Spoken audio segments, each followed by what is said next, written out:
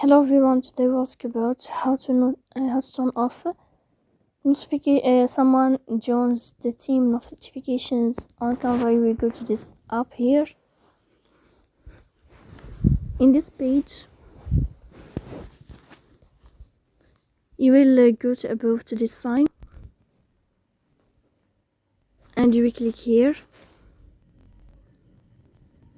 In this page, you will go to this window of personal. Then we click here on settings. After that, in this page, you will wait a moment. You will go to message preferences.